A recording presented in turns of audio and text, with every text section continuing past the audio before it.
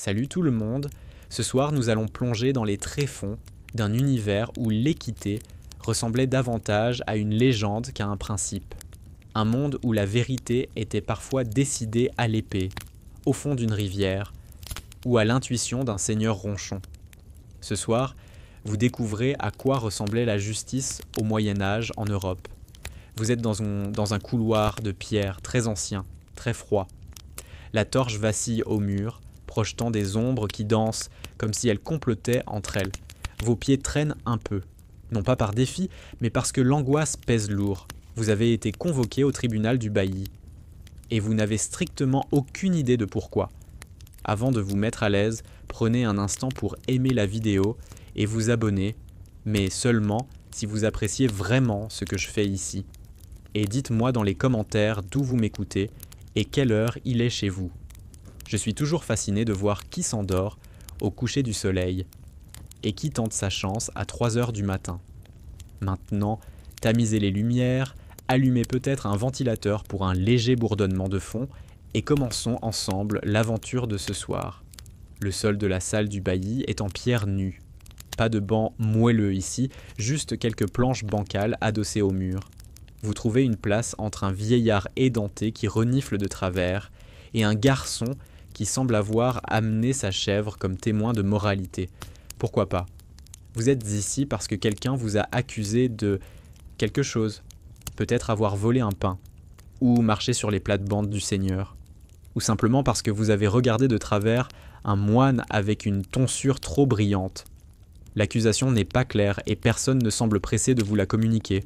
Un huissier d'armes entre, l'air extrêmement sérieux. Il annonce que la cour va siéger. Vous notez qu'il a 2 dents, totales, et qu'il porte une cotte de maille sur des braies trouées. La justice a son standing. Le bailli arrive. Il porte une robe noire, bien sûr, mais elle est tachée de vin. Il s'assied sur un fauteuil élevé, le genre de siège qui fait mal au dos rien qu'à le regarder. Il vous jette un regard qui dit à la fois « Je suis fatigué » et « J'espère que c'est rapide, j'ai une soupe sur le feu ». Ce que vous ne savez peut-être pas, c'est que dans l'immense majorité des cas, les gens au Moyen-Âge n'étaient pas jugés dans un tribunal en marbre blanc avec un jury impartial. Non, la justice se déroulait souvent dans une salle comme celle-ci avec un homme du seigneur local en charge, quelques notables du village et une ambiance de marché à la fermeture. Il n'y a pas d'avocat. D'ailleurs, le mot même n'existe pas vraiment dans votre patois local. Et si vous en voulez un, il faudra le payer en volaille ou en promesse, ce qui revient à peu près au même. Alors vous vous débrouillez avec vos mots, vos gestes et votre très mauvaise nuit de sommeil. Les historiens se disputent encore pour savoir si ces salles de justice étaient vraiment des lieux de terreur, ou plutôt des lieux de consensus communautaire. Certains avancent que les peines étaient souvent plus symboliques qu'on ne le croit.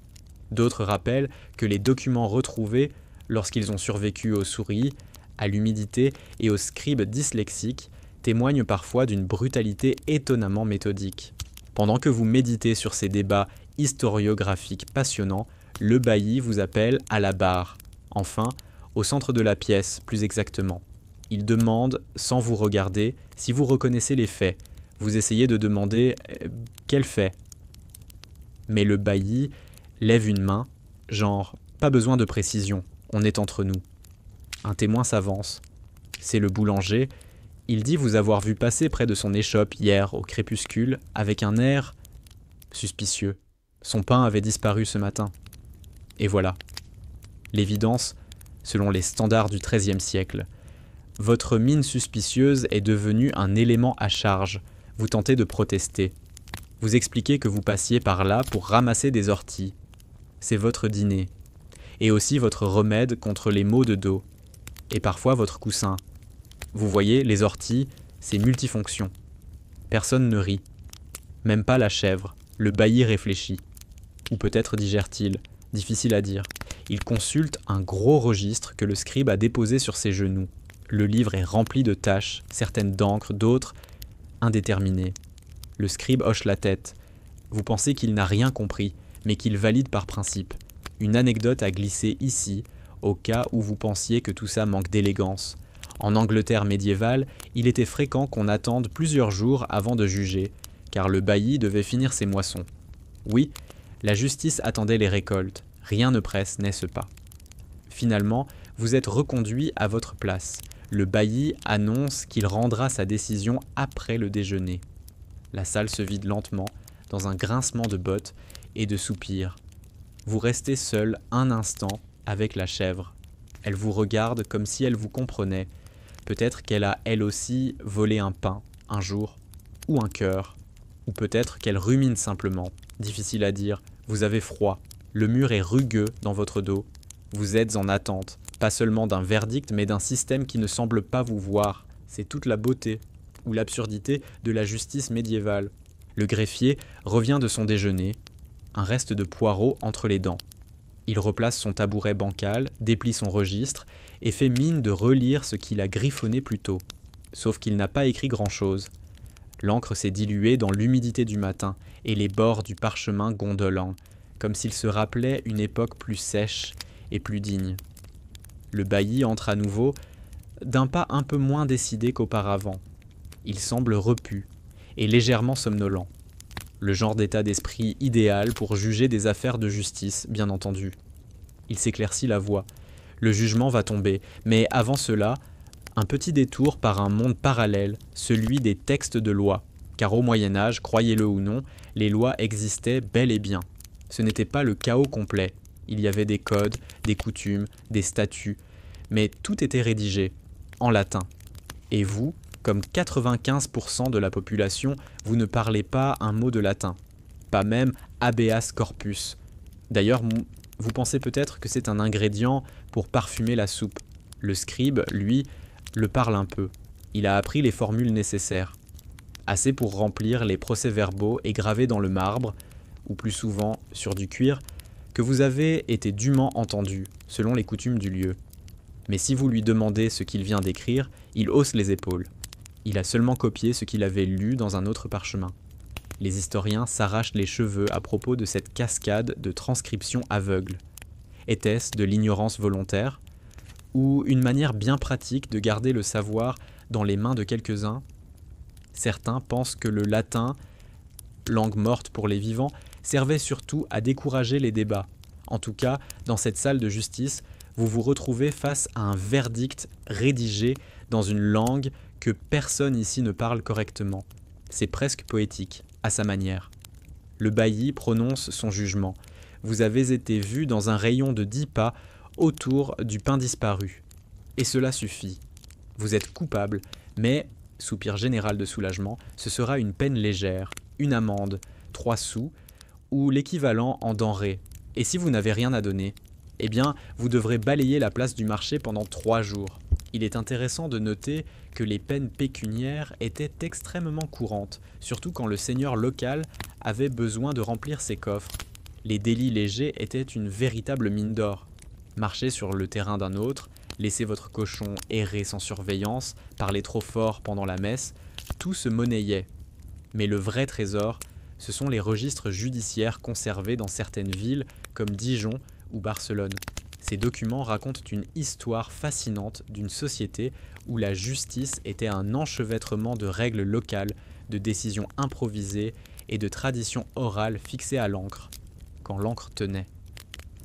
Vous quittez le tribunal, pas blanchi, mais libre. Et avec une nouvelle certitude, la prochaine fois, vous éviterez soigneusement de marcher près de la boulangerie à l'heure du crépuscule. Ou alors, vous apprendrez le latin. Mais soyons réalistes. En vous éloignant du bâtiment, vous entendez une autre affaire débuter. Un homme est accusé d'avoir regardé avec insistance la fille du forgeron. Le bailli soupire, cherche dans son registre s'il existe une clause pour regard prolongé. Le greffier renverse son encrier. La routine. Une anecdote curieuse, au passage. Dans certaines régions d'Allemagne médiévale, on gravait les lois sur de grandes roues en bois placées à l'entrée des villes. L'idée était de les faire tourner régulièrement, pour que personne ne puisse dire qu'il ne les avait pas vues. Sauf que la majorité des passants ne savaient pas lire. Alors, ces roues sont devenues de jolis moulins à ignorance. De retour sur le chemin du retour, vous croisez un vieux moine assis au bord du puits. Il récite des passages de loi à voix haute sans s'arrêter, les yeux mi-clos. On vous chuchote qu'il a passé 10 ans dans un tribunal ecclésiastique et qu'il n'est plus jamais vraiment revenu de cette expérience. Peut-être est-il convaincu que chaque pierre du village est coupable de quelque chose. Vous repensez au jugement. 3 sous, c'est peu. Mais c'est l'idée de justice qui reste en travers de la gorge.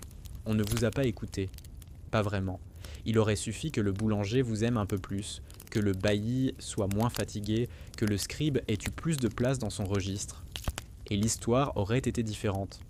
Les lois sont là, oui, mais elles sont en latin, gardées par des hommes en robe, murmurées à la lumière de torches, recopiées dans l'erreur et appliquées avec une subjectivité presque artistique. Vous continuez à marcher, vos pieds font crisser les cailloux. Une chèvre vous suit encore, décidément. Le lendemain matin, vous ouvrez les yeux avec cette sensation très médiévale de ne pas savoir si vous êtes libre ou surveillé. Vous avez balayé la place du marché comme convenu sous le regard moqueur de 3 enfants, 2 poules et un chien borgne. Et vous espérez que votre dette à la société est maintenant acquittée. Mais une nouvelle rumeur vous parvient. Le seigneur local doit rendre justice aujourd'hui, pas en personne bien sûr. Il enverra un juge itinérant ou peut-être son intendant, mais c'est son sceau qui décidera. Et tout le monde le sait, quand le seigneur se mêle des affaires, tout peut arriver, littéralement. Vous vous approchez de la place centrale. Une estrade en bois a été montée pendant la nuit. Légèrement bancale, elle grince comme un plancher de navire mal cloué. Autour, les gens s'attroupent lentement, des mains dans les manches, des yeux mi-clos, pas encore tout à fait réveillés mais curieux malgré eux. Qui sera jugé aujourd'hui? Et surtout, le seigneur sera-t-il de bonne humeur? C'est une constante troublante dans la justice seigneuriale médiévale, le facteur émotionnel. Les historiens en débattent encore. Était-ce un système cynique, fait pour rappeler la domination des puissants, ou une forme de justice de proximité, avec un certain souci d'ordre? Peut-être les deux. Peut-être ni l'un ni l'autre. Une anecdote curieuse circule dans les tavernes. Un jour, un seigneur du Languedoc aurait condamné un homme à chanter pendant 2 heures debout sur un tonneau pour avoir insulté son âne.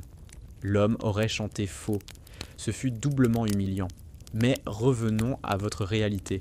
Sur l'estrade, l'intendant lit les accusations avec emphase. Il accuse un jeune homme, à peine sorti de l'adolescence, d'avoir chassé un lapin sur les terres du seigneur. Oui, un lapin. Un petit, maigre, visiblement sans ambition. Le garçon plaide qu'il avait faim, que sa sœur est malade, que le lapin n'était même pas dans l'enclos seigneurial, mais dans un fossé. Le genre d'argument qui, aujourd'hui, ferait peut-être lever un sourcil compatissant. Mais là, le juge s'approche. Il inspecte les mains du garçon. « Mains calleuses, dit-il. Il sait se battre. Il n'a donc pas besoin de voler. » Vous notez l'étrangeté logique de cette remarque, mais personne ne sourcille. Le seigneur, ou plutôt son intendant, consulte alors une table en bois où sont posés plusieurs objets, des parchemins, un petit coffret à seau, une miche de pain à moitié entamée. Il prend un moment, puis annonce « 3 jours de travail obligatoire dans les cuisines du château ». La foule murmure. Ce n'est pas si grave. Certains auraient espéré mieux, d'autres pire. Le garçon, lui, ne dit rien. Il est amusant, ou troublant, de constater que dans certaines régions, la clémence du Seigneur dépendait de choses aussi subtiles que la météo, la qualité du vin du jour ou l'humeur de son faucon favori. On rapporte ainsi qu'un seigneur bourguignon acquitta un voleur de vin parce qu'il avait les mêmes goûts œnologiques. Mais la justice seigneuriale pouvait aussi se montrer drastique. Si le crime touchait au fondement de l'autorité, incendie, insulte à l'honneur du seigneur, ou pire, non-paiement des taxes, les peines devenaient plus symboliques et plus visibles, parce qu'il fallait que le village sache, que le sol tremble un peu, même sans tempête. Vous observez un homme plus âgé s'avancer, les mains tremblantes. Il est accusé de ne pas avoir cédé le passage à la charrette du seigneur. C'est ridicule. Mais personne ne rit. Le seigneur avait le droit de passage prioritaire, même sur les chemins boueux. L'homme tente de s'expliquer. Le vent soufflait, il n'a pas entendu la cloche. Trop tard. Le juge le condamne à faire le tour du village avec une pancarte en bois portant l'inscription « Je suis un âne têtu ». Peine absurde, certainement, mais efficace. On se souviendra de lui. Vous sentez dans l'air quelque chose d'étrange. Cette justice n'a rien à voir avec la vérité. C'est un théâtre, un rituel de pouvoir. Ce n'est pas tant la faute qui compte, mais l'effet de la peine sur le public. La honte est un outil bien plus performant que la prison. Et puis, soudainement, le juge annonce une pause. Il descend de l'estrade, va se servir une coupe. Les gens bavardent. Les accusations suivantes seront traitées après le digestif. Vous êtes saisi d'un doute. Est-ce vraiment de la justice ou simplement un autre volet de l'administration seigneuriale, version spectacle itinérant? Les historiens n'en finissent pas de se chamailler sur ce point. Certains y voient une justice vivante, adaptative, enracinée dans les réalités du quotidien. D'autres dénoncent une mascarade féodale, où la loi servait avant tout à rappeler la hiérarchie. Un détail amusant vous revient. En Flandre, certains seigneurs avaient l'habitude de juger les affaires dans leur lit. Oui, allongés, en robe de chambre, en mangeant des fruits secs, l'ambiance devait être particulière. Le soleil grimpe un peu dans le ciel, la foule s'éparpille, certains contents, d'autres déçus. Vous restez un instant, les bras croisés, à contempler cette scène étrange où l'arbitraire se drape de rituels, où les fautes minuscules peuvent y provoquer des peines chantées, mimées ou simplement moquées. Et surtout, vous réalisez que ce que vous avez vu aujourd'hui, c'est peut-être la forme la plus courante de justice médiévale. Pas la plus noble, pas la plus juste, mais la plus humaine dans son imperfection. Le lendemain, vous êtes de retour dans la salle du bailli. Pas parce que vous êtes de nouveau accusé, du moins, pas encore, mais parce qu'un rumeur étrange circule.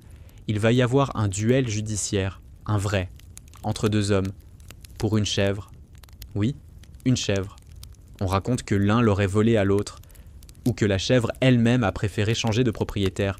Ce n'est pas clair, mais ce qui est clair, c'est que les deux hommes ne sont pas d'accord, et qu'aucun témoin n'a vu quoi que ce soit. Et donc, comme le veut la coutume, il ne reste qu'une seule manière de trancher, la preuve par le combat, évidemment. Vous vous trouvez une place avec une bonne vue entre un marchand de sabots et une dame qui vend des oignons confits. Le public est ravi. Certains ont même parié. Pas sur l'issue du combat, non.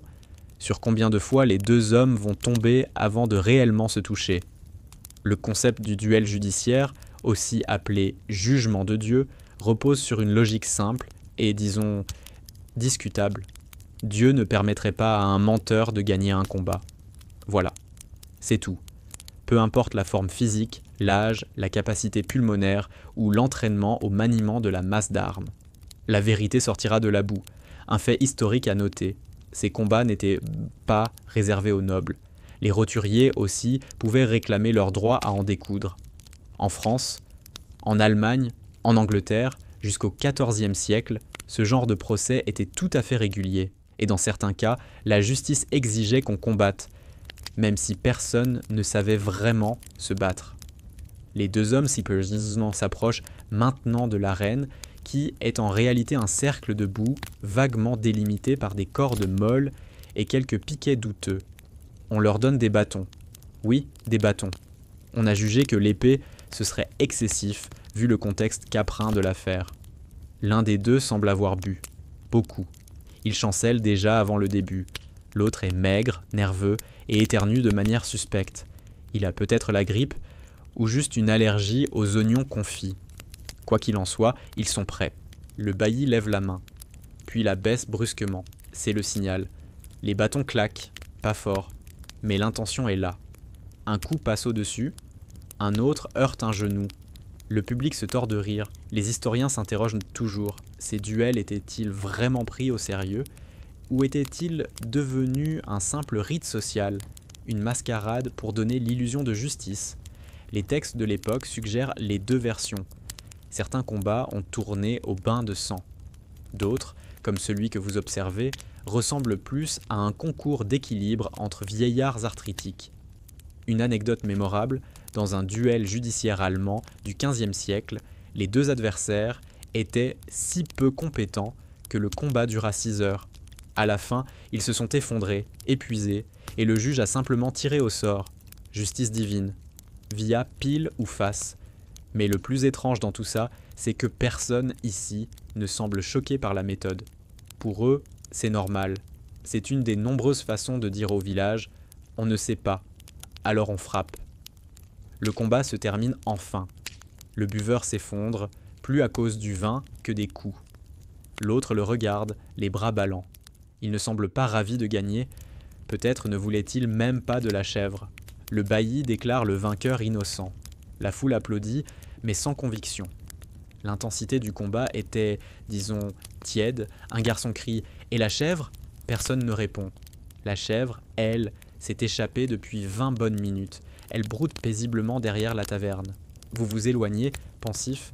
Le jugement de Dieu, voilà une formule imposante pour un système qui dépend surtout de la chance, de l'équilibre corporel et de la résistance au bâton. Ce qui vous frappe, c'est que ce n'est pas un échec. C'est simplement la meilleure solution qu'ils aient trouvée à cette époque.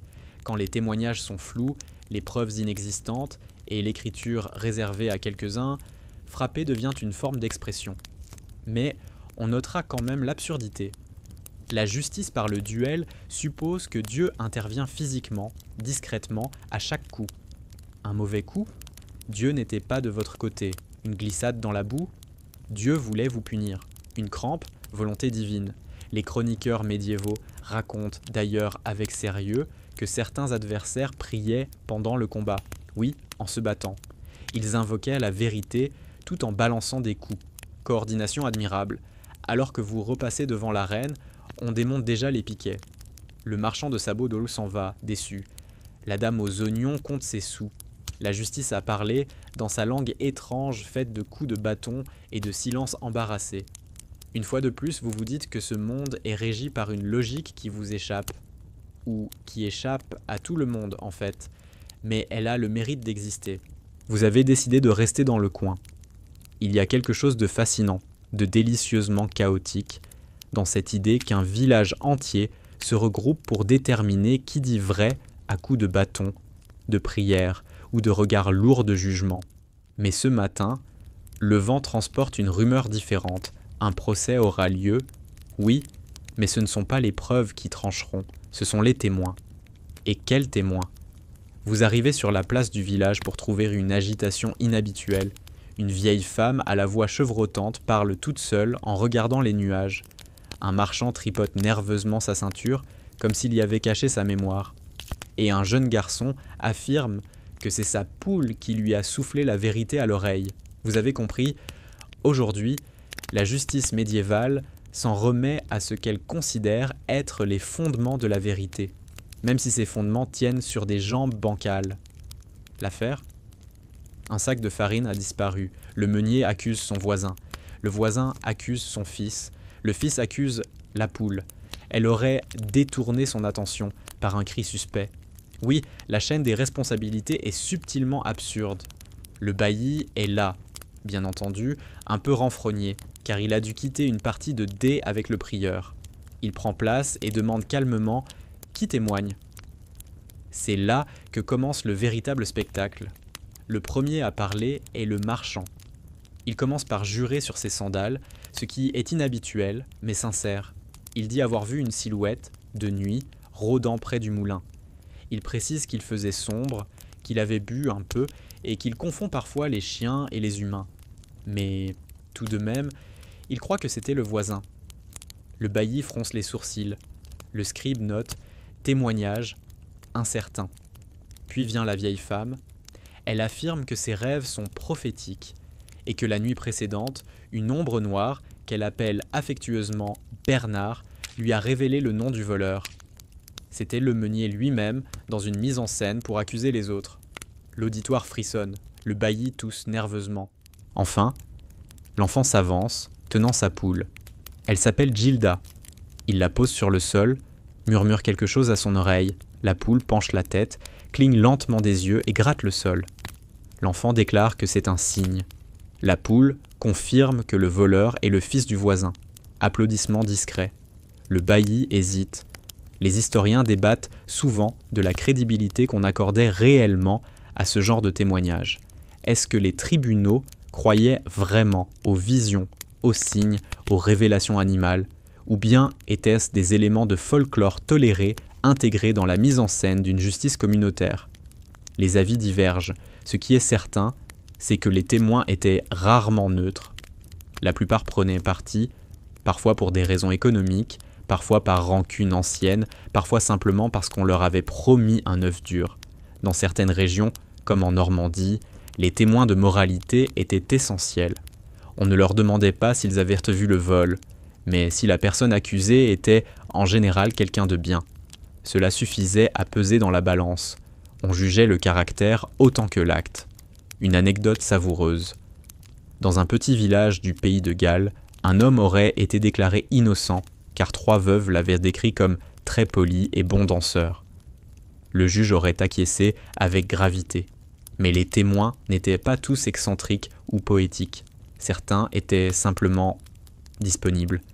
Être présent au moment du procès suffisait pour se faire appeler à la barre. « Toi, là-bas, avec les bottes sales, tu étais éveillé hier soir ?» Et vous voilà, catapulté dans une affaire que vous ne comprenez pas, à faire des grimaces sérieuses et à hocher la tête au bon moment. Et puis, il y avait les animaux. Pas seulement les poules prophétiques, il existe des cas documentés, bien que rares, de procès d'animaux. Oui, des cochons jugés pour avoir mordu des enfants, des chevaux pour avoir renversé des chariots, et même des rats accusés d'avoir ravagé des greniers. On assignait ces bêtes, on leur nommait un avocat, on les condamnait. Une procédure entière pour des accusés qui ne comprenaient même pas qu'ils étaient en procès. On raconte qu'un avocat aurait plaidé l'absence de son client, un rat, en expliquant qu'il ne pouvait venir au tribunal car il craignait pour sa sécurité à cause des chats du village. L'argument aurait été jugé valable. L'audience reportée. De retour sur la place, le bailli soupire.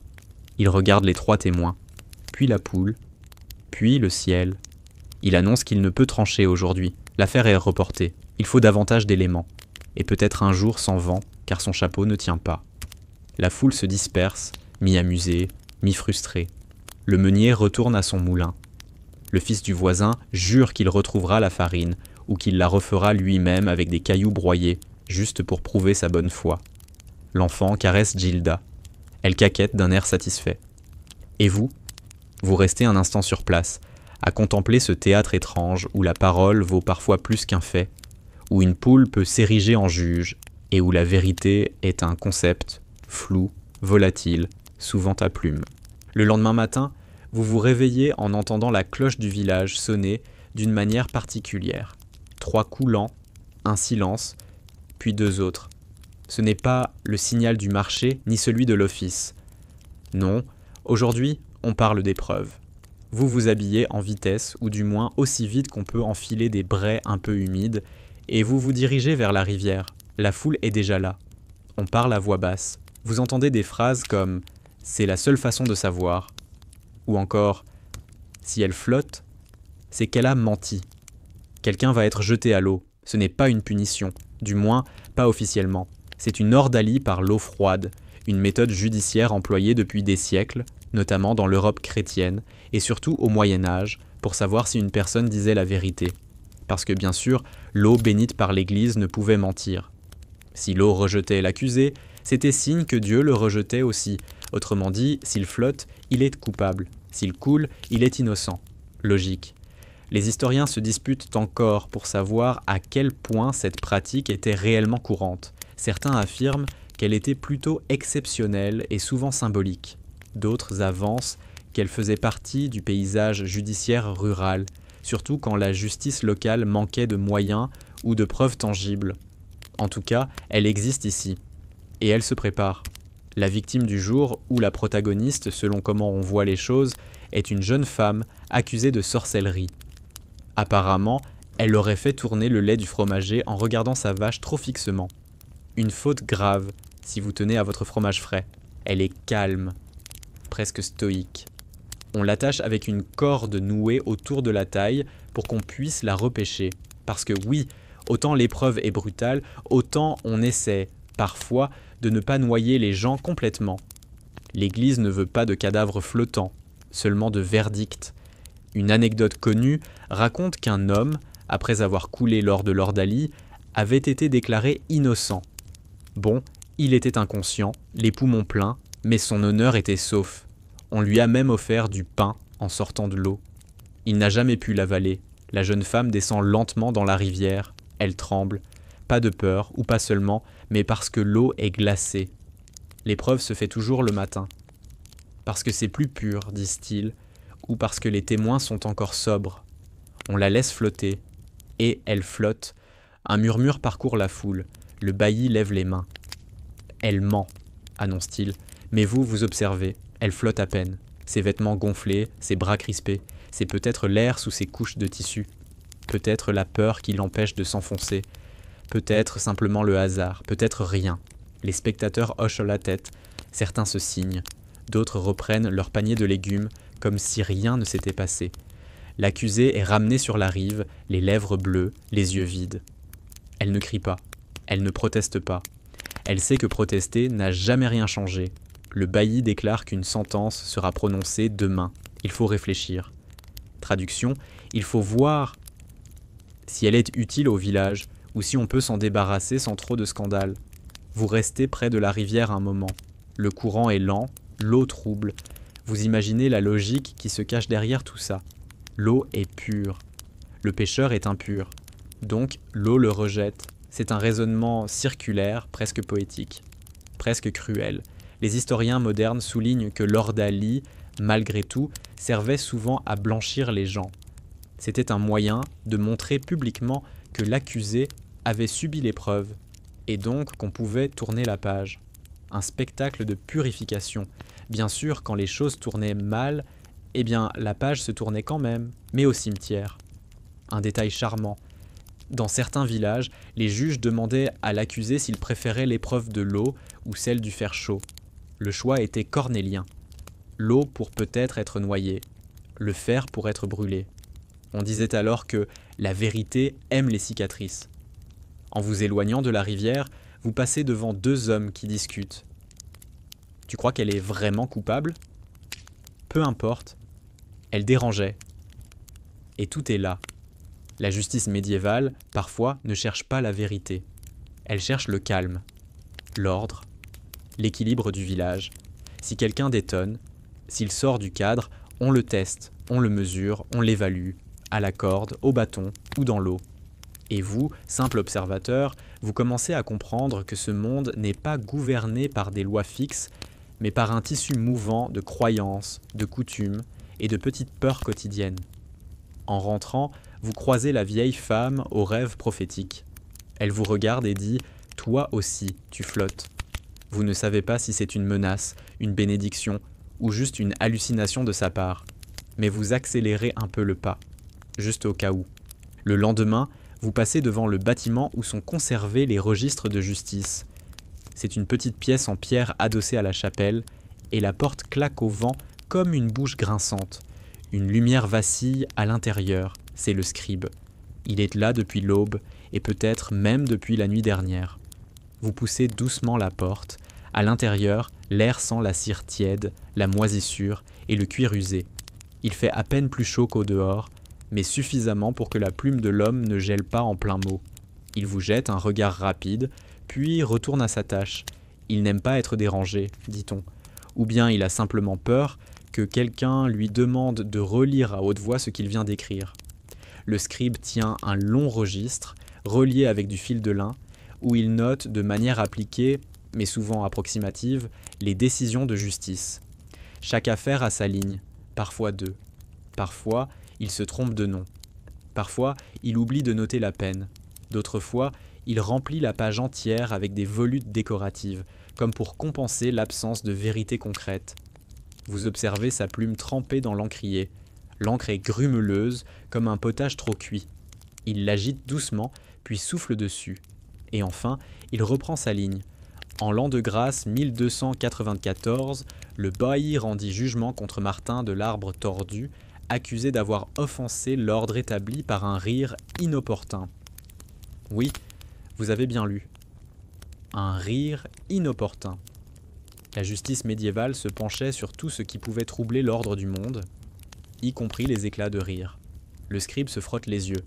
Il est jeune, mais ses cernes sont anciens. Il a la mine de quelqu'un qui a lu trop de fautes et pas assez de poèmes. Et pourtant, sans lui, tout ce qui s'est dit, crié, marmonné sous la torture ou décidé par l'humeur du moment serait déjà oublié. Mais bien sûr, rien n'est simple.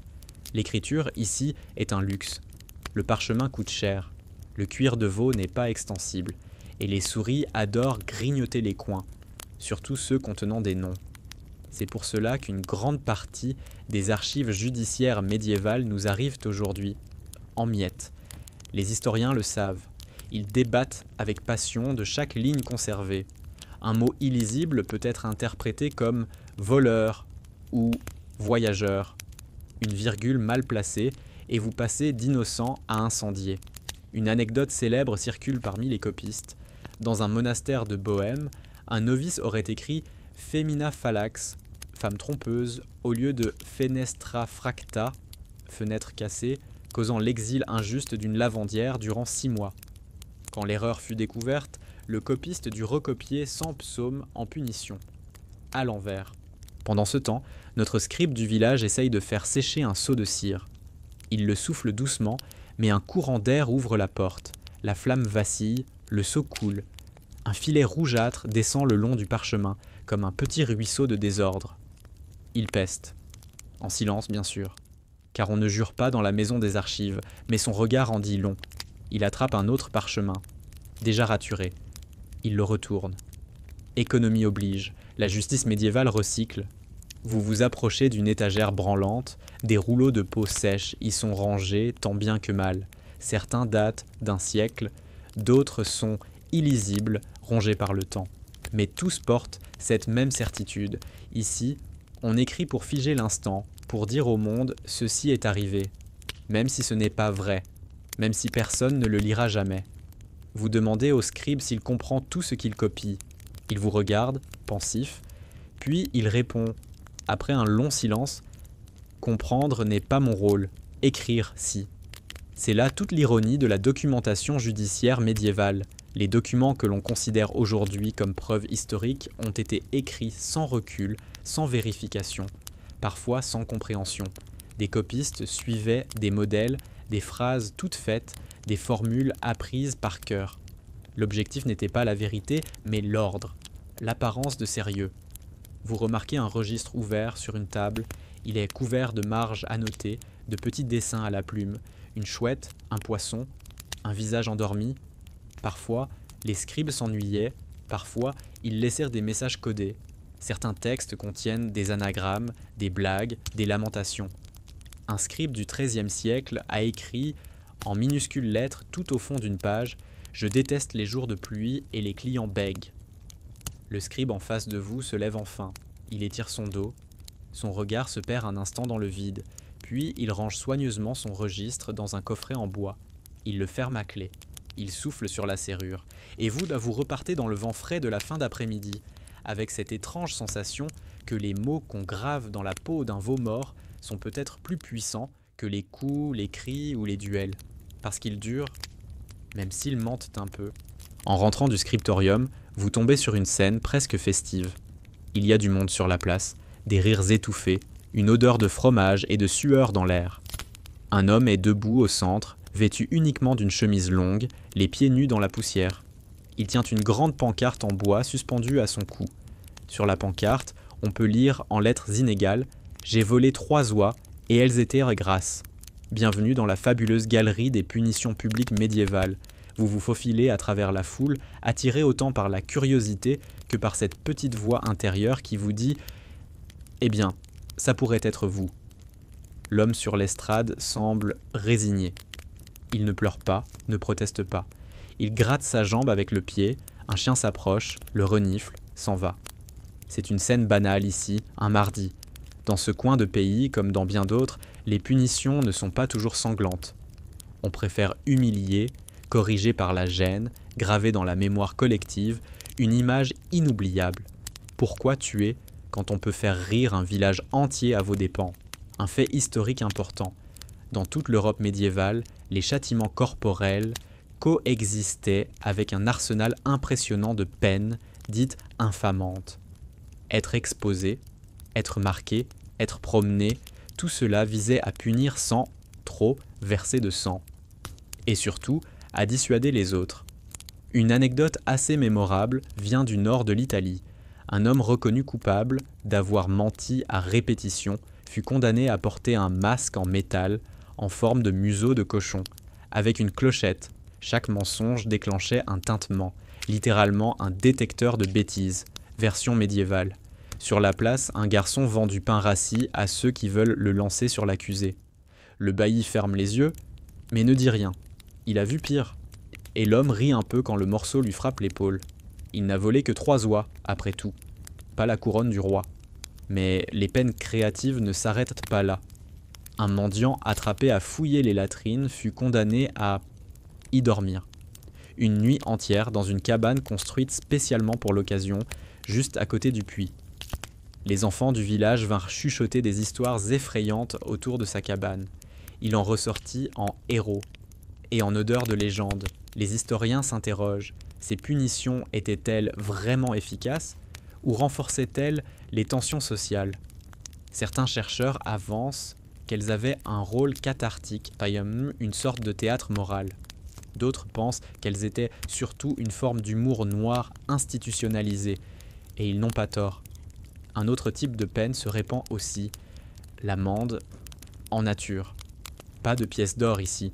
Vous pouvez être condamné à offrir un mouton au prieur, 2 sacs de fèves à l'école du village, ou, comme un homme l'a récemment appris, 3 chansons paillardes chantées publiquement devant la taverne, avec accompagnement au tambourin.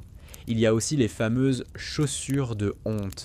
Imaginez des sabots géants, trop grands pour marcher, remplis de clochettes. On vous les fait enfiler et vous devez défiler dans tout le village. À chaque pas, un tintement. À chaque tintement, un souvenir qui s'imprime dans l'esprit des voisins. Et parfois, les punitions deviennent artistiques. Vous avez entendu parler d'un peintre qui, pour avoir caricaturé le seigneur local, fut condamné à peindre son propre portrait en train de s'excuser.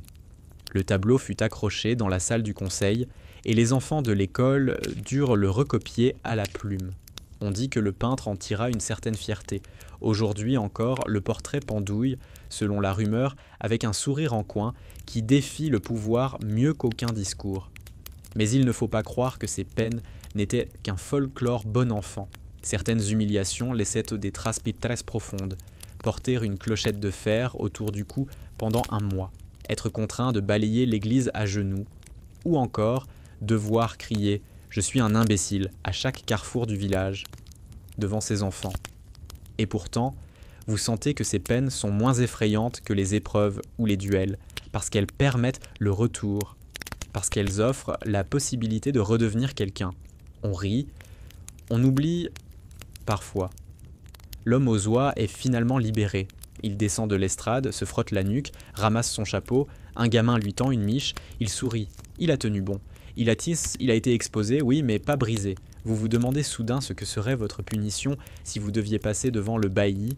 Peut-être que vous seriez condamné à réciter des lois absurdes en chantant, ou à porter un chapeau en forme de cochon pour avoir trop observé la poule Gilda. Et puis, vous vous dites que ce système a sa logique. Il est cruel, parfois grotesque, mais il laisse une place à l'absurde, à la théâtralité. La justice médiévale est aussi un spectacle, et chacun y tient son rôle, volontaire ou non. Ce matin-là, vous vous aventurez près de l'église, mais ce n'est pas pour prier. Non. Vous suivez un bruit étrange, un cliquetis de clés, des grognements, et surtout cette odeur caractéristique d'humidité, de paille moisie et de vie en pause. Vous arrivez devant la prison du village, ou du moins ce qui fait office de prison.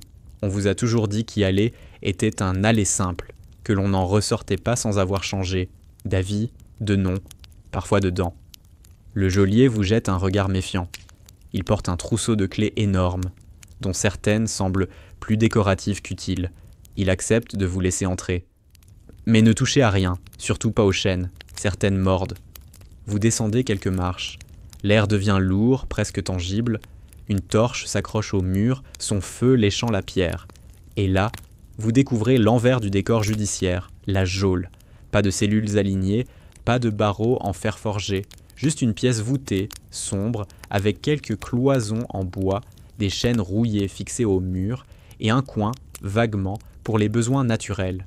L'intimité n'est pas à l'ordre du jour. La prison médiévale, contrairement à l'idée reçue, n'est pas destinée à la rééducation ou à la détention longue. C'est un sas, un endroit où l'on attend qu'un jugement tombe, qu'une rançon soit payée, que quelqu'un, quelque part, décide quoi faire de vous. Un fait historique souvent mal compris. Au Moyen Âge, la prison n'est que rarement une peine. C'est un outil de transition. On y place les suspects, les condamnés temporaires, les débiteurs, les malchanceux. Parfois, on vous oublie là. Parfois, on vous libère après 3 jours avec une tape sur l'épaule et un « n'y retourne pas ». Une anecdote digne de mention. Dans certaines villes allemandes, les prisons étaient tenues par les boulangers car ils étaient considérés comme honnêtes. Imaginez être enfermé par un homme qui vous propose du pain chaud pendant votre détention. Difficile de garder rancune. Mais ici, dans cette geôle humide, vous réalisez que le temps est une forme de torture lente.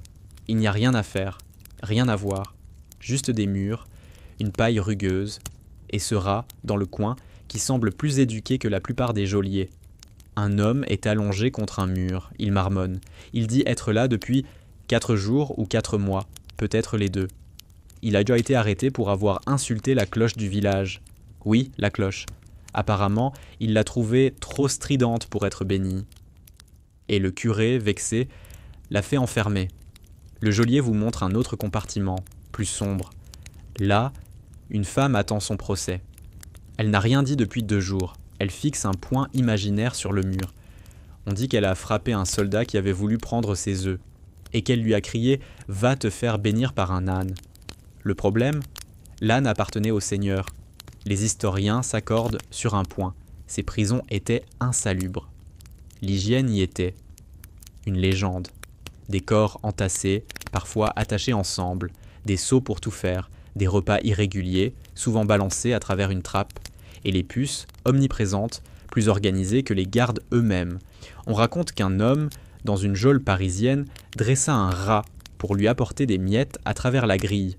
Il lui donna un nom, Pierre. Pierre le rat devint une légende locale. Lorsqu'on transféra le prisonnier, il refusa de partir sans lui. Vous avancez prudemment, vos bottes crissent sur les cailloux humides. Une odeur vous saisit soudain, un mélange de vin aigre, de sueur ancienne et de bois pourri. Vous toussez. Le geôlier vous tend un tissu, il en a l'habitude. Dans un coin, une pile de chaînes inutilisées s'entasse. Le geôlier les appelle ses collègues silencieuses. Il en choisit une parfois au hasard pour la faire teinter, juste pour rappeler à tout le monde qui est chef ici. Vous demandez combien de temps les gens restent.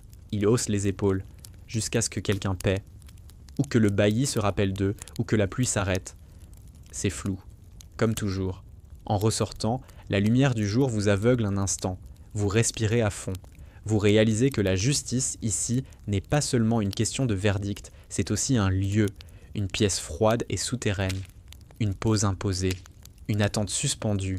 Et vous vous dites, en frissonnant, ce n'est pas tant l'idée d'être puni qui effraie, que celle d'être oublié. Ce matin, la cloche sonne d'un ton plus grave, plus lent. Le genre de son qui fait que même les chiens du village se taisent. On murmure que les hommes en robe noire sont de retour. Pas les juges, pas les scribes, non. Ceux-là viennent avec des croix, des grimoires et des regards perçants. L'église entre en scène. Vous vous souvenez de la jeune femme de l'épreuve par l'eau ? Il paraît que l'Inquisition veut revoir son dossier.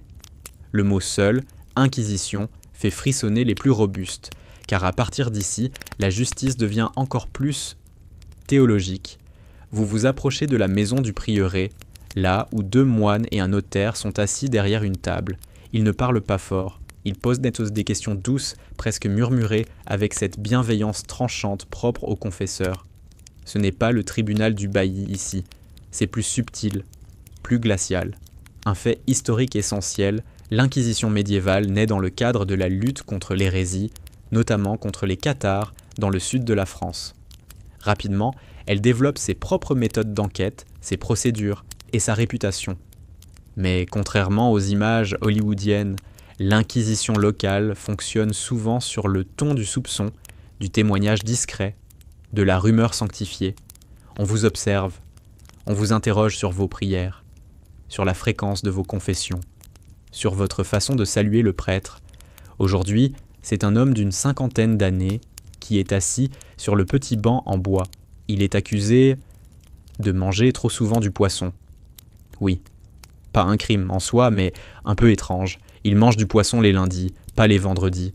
Les moines trouvent ça suspect, peut-être un signe de désobéissance, peut-être de l'ironie envers les règles, peut-être Un esprit indépendant. Les questions pleuvent. Croyez-vous que les saints ont des os? Pourquoi avez-vous manqué la messe 3 dimanches de suite? Est-ce que vous pensez que la Vierge Marie avait une ombre? Des questions pièges. Des pièges sans issue. Si vous dites oui, vous êtes insolent. Si vous dites non, vous êtes hérétique. Si vous restez silencieux, vous êtes complice.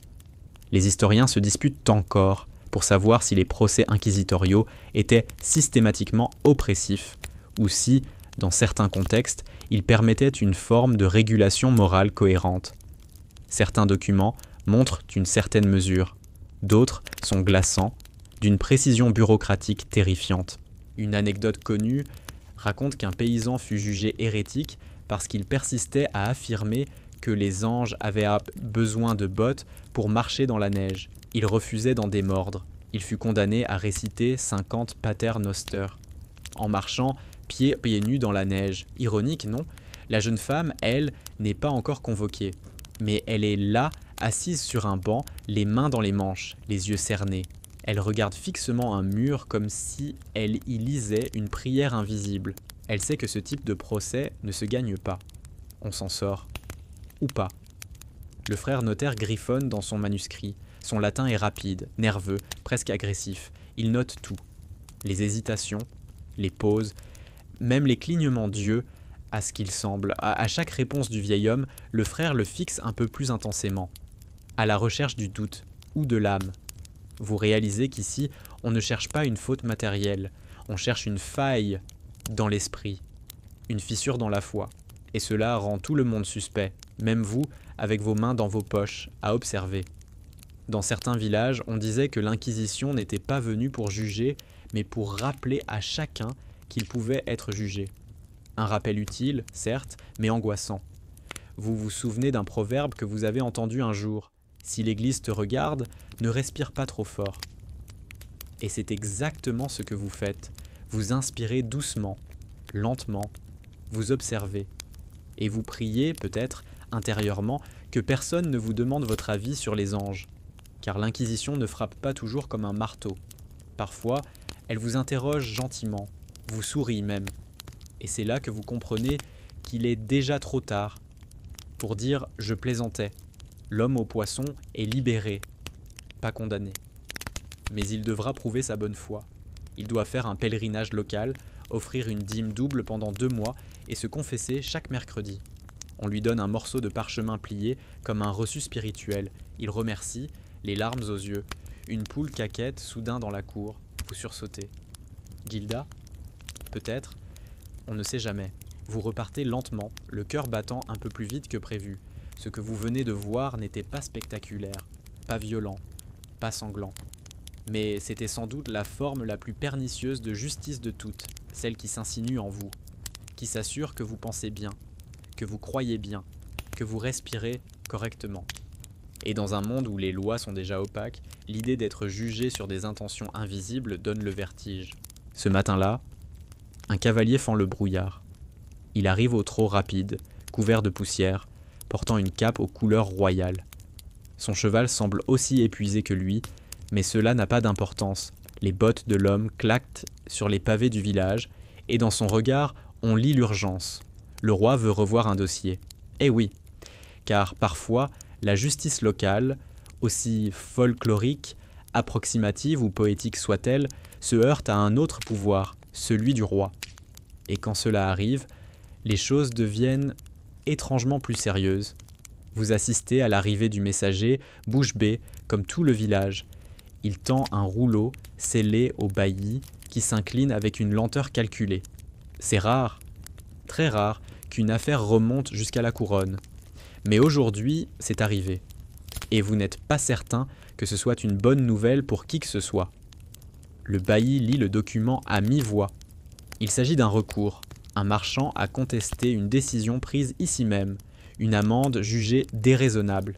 Il avait été condamné à offrir 50 œufs et un coq chantant pour une querelle de pesée. Le marchand, visiblement bien introduit, a fait parvenir une plainte jusqu'au palais. Et voilà, la justice royale s'invite au village. Un fait historique fascinant. Dès le XIIIe siècle, Les monarchies européennes développent un système de justice parallèle à celle des seigneurs. En France, c'est la justice royale. En Angleterre, la common law. Le roi entend les appels, parfois personnellement, parfois par l'intermédiaire de ces hommes de loi, les fameux baillis royaux ou prévôts. Les chroniqueurs médiévaux aiment raconter comment certains rois prenaient leur rôle de justicier très à cœur. Saint Louis, notamment, aurait rendu la justice sous un chêne, à Vincennes, écoutant les doléances de tous. On ignore s'il y avait des écureuils. Les sources divergent. Ici, dans votre modeste village, la justice du roi s'exprime par l'envoi d'un clerc élégant, à la plume affûtée, au menton pointu. Il examine les registres, questionne le bailli, interroge le marchand. Puis il consulte un petit livret noir, sans titre, dans lequel il semble trouver des arguments pour et contre à peu près tout. Il demande aussi, poliment, à voir la fameuse balance du marchand. Elle est poussiéreuse, ma joie, mais toujours en place. Il y pose une pomme, puis une pierre, puis il regarde le ciel, comme si les nuages allaient trancher. Les habitants se massent autour, curieux de voir ce qu'un homme du roi peut bien décider. La tension est palpable. Le marchand affiche une confiance insolente. Le bailli, lui, commence à transpirer discrètement. Les historiens notent que l'intervention royale, bien qu'exceptionnelle à l'échelle des campagnes, était un outil politique important. En contrecarrant l'arbitraire des seigneurs, le roi gagnait des alliés dans le peuple. Mais, en contournant trop souvent les structures locales, il risquait aussi de semer la confusion. Une anecdote célèbre rapporte qu'un roi anglais, après avoir reçu trop de recours absurdes, aurait fait envoyer une réponse standard à tous. Si vous n'êtes pas satisfait de votre village, changez de village. On ignore combien de citoyens ont pris ce conseil au pied de la lettre. Le clerc royal, après avoir tout entendu, demande un banc. Il s'assied, tapote son menton, puis rédige un décret. Le marchand devra être remboursé de l'amende, mais il devra également offrir 2 coqs supplémentaires pour avoir encombré le roi de détails déplumés. La foule éclate de rire. Le marchand rougit. Le bailli se détend. Et le clerc plie soigneusement son décret. Et voilà le style de la justice royale. Plus structuré, certes, mais pas nécessairement plus prévisible. Le roi, même de loin, reste un seigneur parmi d'autres, avec un goût pour le symbolique, pour le geste fort, pour la justice qui fait parler. Vous suivez le cortège du clerc jusqu'à l'auberge. Il y commande du vin, un pain chaud, et demande si le village a un bon conteur. On lui indique la vieille dame des rêves prophétiques. Il sourit. Il dit qu'il aime finir ses enquêtes par une histoire étrange. Vous vous demandez si c'est là le pouvoir royal, trancher avec une plume, puis se détendre avec du folklore. Et vous réalisez quelque chose. Malgré tous ces oripeaux, la justice du roi ne vaut pas mieux que celle du bailli. Sauf qu'elle voyage mieux habillée, vous repassez par la place. Le coq du marchand chante faiblement dans sa cage. La justice est passée. Pas parfaite, mais spectaculaire. En fin d'après-midi, alors que la lumière rase les toits de chaume et que l'ombre du vieux clocher s'allonge comme un doigt fatigué, vous entendez un son très différent. Pas de cloche, pas de cri. Juste le bruissement des feuilles sous le grand tilleul du village. C'est le jour du placitum. Ici, pas d'estrade, pas de robe noire, ni de registre en latin. Juste un cercle de bancs rustiques, des voix basses et l'odeur persistante d'un fromage oublié trop longtemps sous un banc.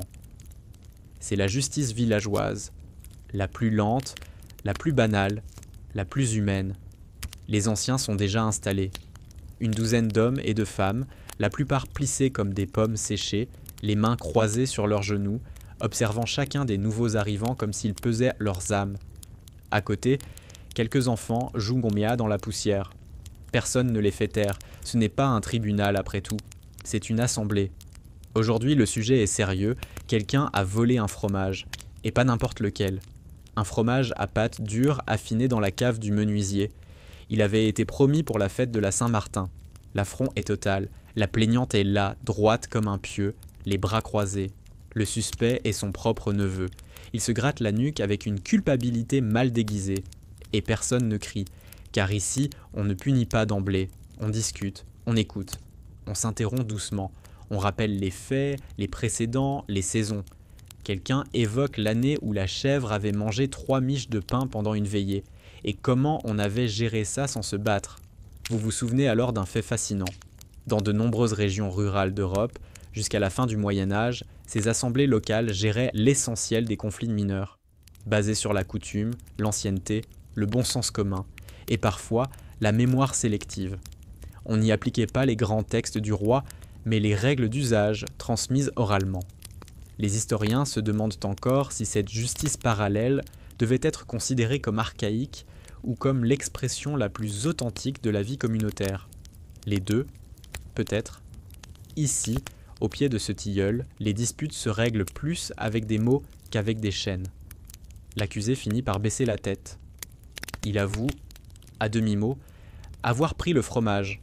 Il dit qu'il croyait que personne ne le surveillait. Il dit aussi que sa mère est malade, qu'il voulait lui faire plaisir. Il ne pleure pas, mais pas loin. Les anciens échangent des regards. L'un d'eux, un homme à la barbe blanche et au regard flou, propose un compromis, que le neveu offre à sa tante une nouvelle meule, faite par lui-même, avec son lait, ses efforts et sa patience. Et qu'en attendant, il chante pour elle tous les matins une chanson de sa composition, jusqu'à la prochaine lune. Un murmure de satisfaction court dans l'assemblée. La tante, après un silence théâtral, hoche la tête. Une anecdote de ce genre, vous en avez entendu d'autres. À Bruges, un garçon qui avait brisé un carreau fut condamné à réciter un poème à la famille de la victime.